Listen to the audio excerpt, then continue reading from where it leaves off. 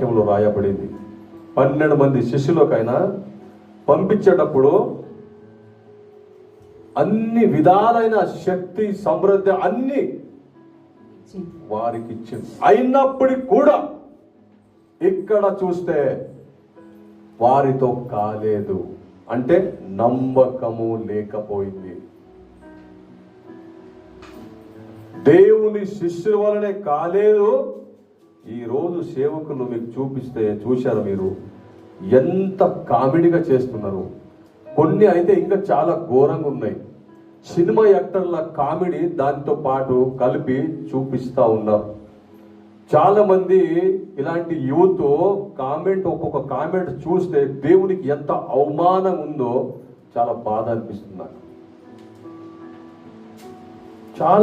చాలా గలిగలిసైన కామెంట్లు రాస్తా ఉన్నారు. అది ఎవరికి